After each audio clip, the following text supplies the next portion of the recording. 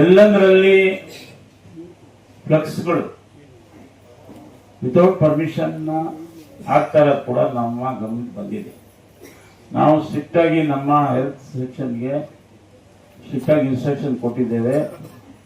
ಯಾವುದೇ ಕಾರಣಕ್ಕೂ ಅದು ಯಾರ್ದಾದ್ರೂ ಆಗಿರ್ಲಿ, ಪರ್ಮಿಷನ್ ನಮ್ಮಿಂದ ತಗೊಳ್ಳದೆ ಹಾಕಿದ್ರೆ ಕಿತ್ತಾಕ್ಬೇಕಂತ ನಾವು ಆದೇಶ ಮಾಡಿದ್ವಿ. ಪರ್ಮಿಷನ್ ತಗೋಬೇಕು. ಎಷ್ಟು ದಿನ ನಾವು ನಿಗದಿ ಪರ್ಮಿಷನ್ ಕೊಡ್ತೀವೋ ಅಷ್ಟು, ಅದು ಯಾರಾದ್ರೂ ಆಗಿರ್ಲಿ, ಆಡಳಿತ ಪಕ್ಷದವರಾಗ್ಲಿ, ವಿರೋಧ ಪಕ್ಷದವರಾಗ್ಲಿ, ಯಾರಾದ್ರೂ ಅಷ್ಟೇನೆ ನಾವು ಕಿತ್ತಾಕ್ತೀವಿ.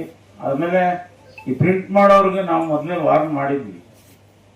ನಮ್ಮ ಅಲ್ಲಿ ಪರ್ಮಿಷನ್ ತಗೊಂಡಿರ್ತಕ್ಕಂಥದ್ದು ಒಂದು ರಸೀದಿ ಕೊಟ್ಟ ಮೇಲೆ ನೀವು ಪ್ರಿಂಟ್ ಮಾಡಿ ಹಾಕ್ಸಿ, ಇಲ್ಲ ಅಂದ್ರೆ ನಿಮ್ಮ ಮೇಲೆ ತಗೊಂತೀವಿ ಅಂತ. ಅದ್ರ ಬಗ್ಗೆ ನಿರ್ಲಕ್ಷ್ಯ ತೋರಿದ್ದಾರೆ.